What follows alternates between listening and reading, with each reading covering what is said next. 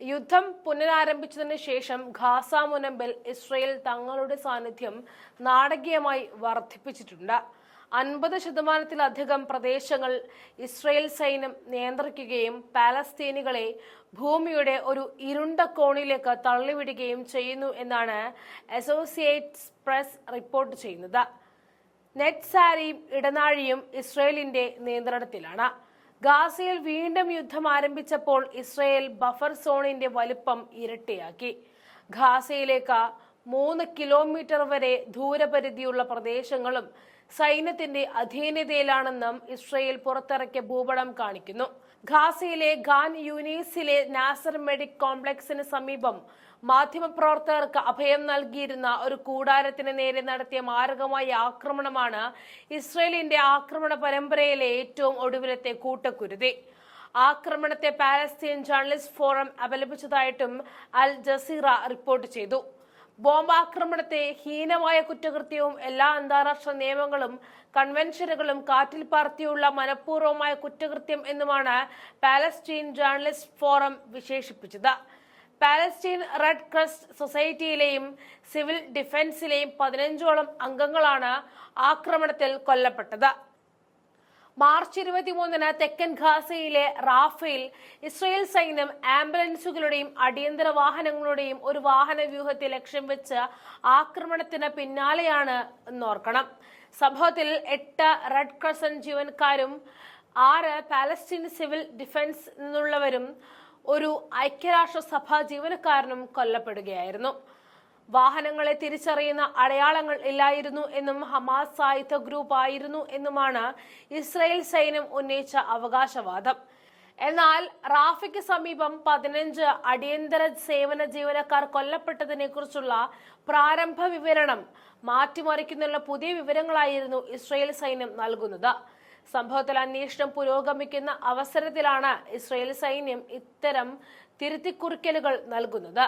Red crescent, civil emergency service, UN എന്നിവിടങ്ങളിൽ നിന്നുമുള്ള 15 പേരെ സൈന്യം വെടിവെച്ച് കൊലപ്പെടുത്തി ഒരു കുഴിമാടത്തിൽ അടക്കം ചെയ്തതായിട്ടാണ് റെഡ് ക്രസന്റ് UN ഉദ്യോഗസ്ഥർ പറഞ്ഞത്.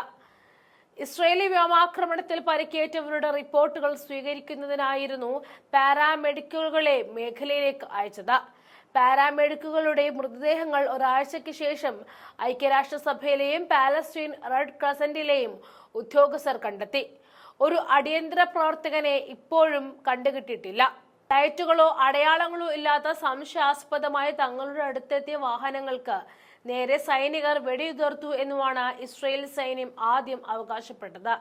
എന്നാൽ മരിച്ചവരിൽ ഒരാളുടെ മൊബൈൽ ഫോണിൽ നിന്നും കണ്ടെടുത്തതും പാലസ്തീൻ റെഡ് ക്രസന്റ് പ്രസിദ്ധീകരിച്ചതുമായ വീഡിയോയിൽ യൂണിഫോമിൽ എത്തിയ അടിയന്തര ജീവനക്കാരെ വ്യക്തമായി അടയാളപ്പെടുത്തിയ ആംബുലൻസുകളും ഫയൽ ട്രക്കുകളും ലൈറ്റുകൾ കത്തിച്ച നിലയിൽ ഇസ്രയേൽ പട്ടാളക്കാർ വെടിവെക്കുന്നത് വ്യക്തമാണ്. ഇത് തന്നെ ഇസ്രയേൽ നടത്തുന്ന നരഹത്യകളുടെ ഭീകരത ലോകത്തെ വെളിവാക്കുന്നതുമാണ്. അന്വേഷകർ വീഡിയോ പരിശോധിച്ചു വരികയാണെന്നും നിഗമനങ്ങൾ സൈനിക കമാൻഡർമാർക്ക് സമർപ്പിക്കുമെന്നും പ്രതീക്ഷിക്കുന്നതായി ഒരു ഇസ്രയേലി സൈനിക ഉദ്യോഗസ്ഥർ പറഞ്ഞു. ഫീൽഡിൽ നിന്നും ലഭിച്ച പ്രാരംഭ റിപ്പോർട്ടിൽ ലൈറ്റുകളെ കുറിച്ച് വിവരിച്ചിട്ടില്ല എന്നും ഇത് പ്രാരംഭ റിപ്പോർട്ട് നൽകിയ വ്യക്തിയുടെ പിഴവ് മൂലമാണോ എന്ന് മനസ്സിലാക്കാൻ ശ്രമിക്കുകയാണെന്നും ഉദ്യോഗസ്ഥർ പറഞ്ഞു. പാരാമെഡിക്കുകളുടെ കൊലപാതകത്തിൽ സ്വതന്ത്ര അന്വേഷണം നടത്തണമെന്നാണ് ഐക്യരാഷ്ട്രസഭയും പാലസ്തീൻ റെഡ് ക്രസന്റും ആവശ്യപ്പെട്ടിരിക്കുന്നത്.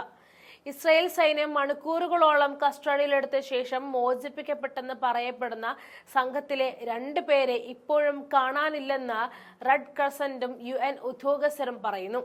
കഴിഞ്ഞ ആഴ്ചയിൽ ലഭ്യമായ വിവരങ്ങളുടെ അടിസ്ഥാനത്തിൽ ഒരു സംഘം ഇസ്രയേലി സൈനികരെ കൊല്ലപ്പെട്ടതായും മറ്റ് അടിയന്തര സഹായ സംഘങ്ങൾ കാണാതായ സഹപ്രവർത്തകരെ മണിക്കൂറുകളോളം തിരഞ്ഞു നടക്കുന്നതിനിടെ ഒന്നിനു പുറകെ ഒന്നായി കൊല്ലപ്പെട്ടതായിട്ടും ഐക്യരാഷ്ട്രസഭ പറഞ്ഞിരുന്നു. അതേസമയം ഇസ്രയേൽ വിദേശകാര്യമന്ത്രി ഗിഡിയൻ സാറിന്റെ അപൂർവ സന്ദർശന വേളയിൽ ഗാസ സംഘർഷത്തെ വെടിനിർത്തലിന്റെ ആവശ്യകതയെക്കുറിച്ച് UAE വിദേശമന്ത്രി സമ്മർദ്ദം ചെലുത്തുന്നതായിട്ടും ഔദ്യോഗിക പ്രസ്താവന ഉദ്ധരിച്ച് AFP റിപ്പോർട്ട് ചെയ്തു. അതേസമയം ഇസ്രയേൽ വിദേശകാര്യമന്ത്രി ഗിഡിയൻ സാറിന്റെ അപൂർവ സന്ദർശന വേളയിൽ ഗാസ സംഘർഷത്തിൽ വെടിനിർത്തലിന്റെ ആവശ്യകതയെക്കുറിച്ച് UAE വിദേശകാര്യമന്ത്രി സമ്മർദ്ദം ചെലുത്തുന്നതായിട്ടും ഔദ്യോഗിക പ്രസ്താവന ഉദ്ധരിച്ച് AFP റിപ്പോർട്ട് ചെയ്തു.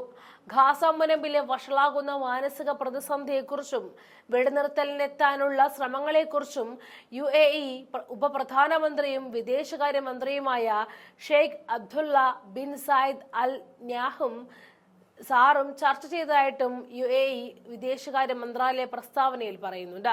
രാഷ്ട്രപരിഹാരത്തെ അടിസ്ഥാനമാക്കി സമഗ്രമായ സമാധാനം കൈവരിക്കുന്നതിന് ചർച്ചകൾ പുനരാരംഭിക്കേണ്ടതിന്റെ അടിയന്തര ആവശ്യകതയും അദ്ദേഹം ആവർത്തിച്ചു.